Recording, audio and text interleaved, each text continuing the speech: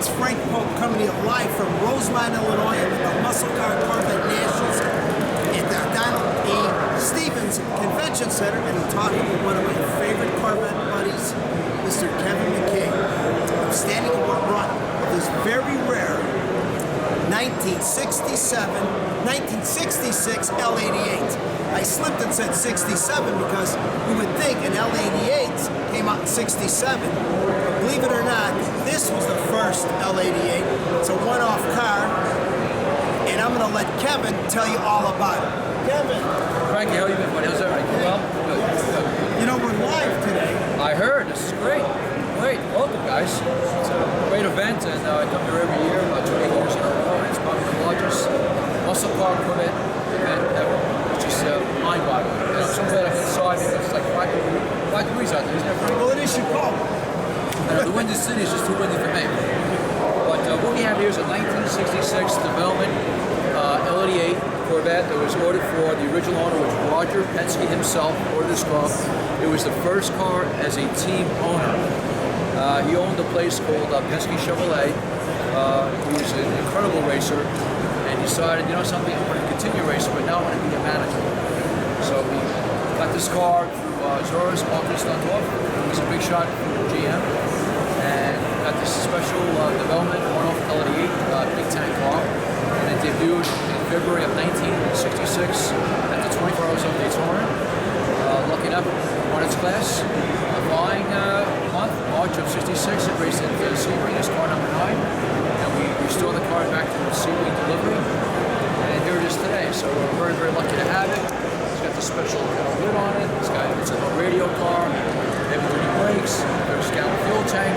Endurance racing. And I'm very lucky to have the car. We restore the car at our shop in Long Island, New York, called Repair in Valley Street, New York. And it's here today, and we really had a great time. Now, is it true Roger Penske took delivery of this car at the factory in the winter?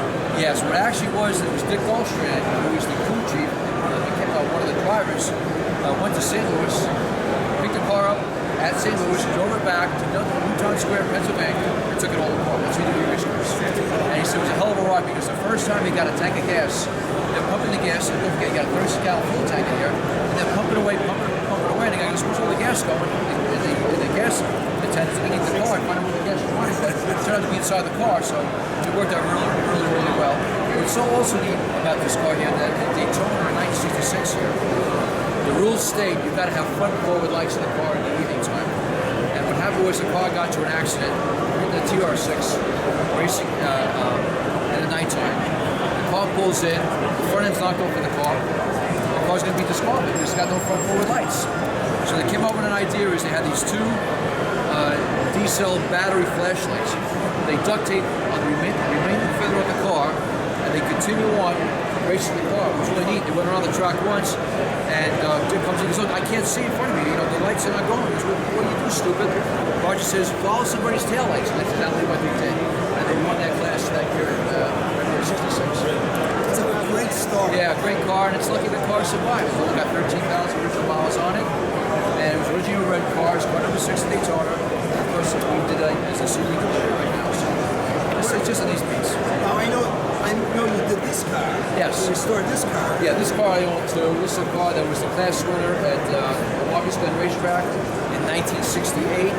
Car number 12. Doug Bergen ordered the car. It was his first factory L88 car. He ordered 2 cars. It was a great one. And then he ordered the Blackwell later on. Raced them at Daytona and Sebring. And we're lucky to put this car back together again. And it's great. I even got the original jacket from one of the drivers, Bob Johnson.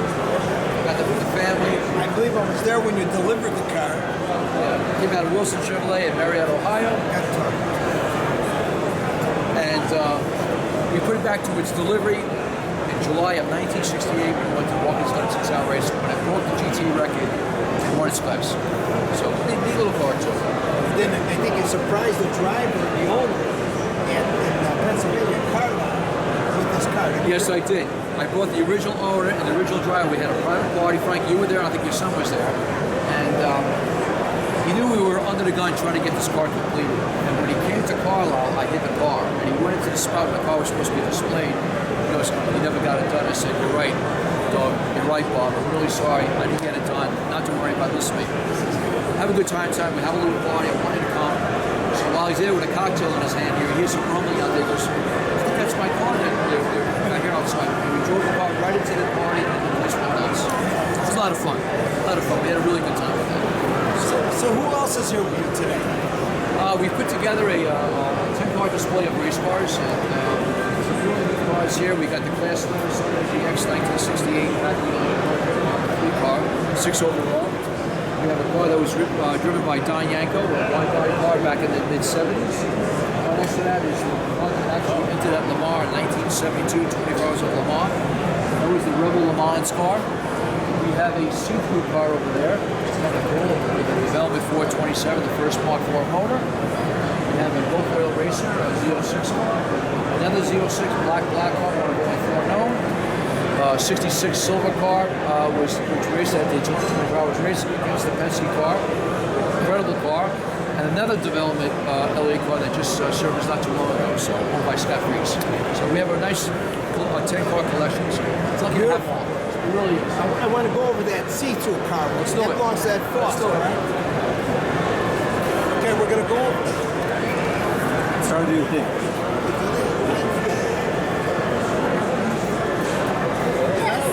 In spite of what you said, he's a nice guy. He's a guy. Rick is the guy. He's a great guy. Live, we're streaming live. Tell me when to go. Yeah, ready. That way we separate it out. So now we're not by your car. This is live. Turn around. This is live. And we can speak up louder. Louder? Yes, louder. Like you're young and yell. So, okay, tell me when.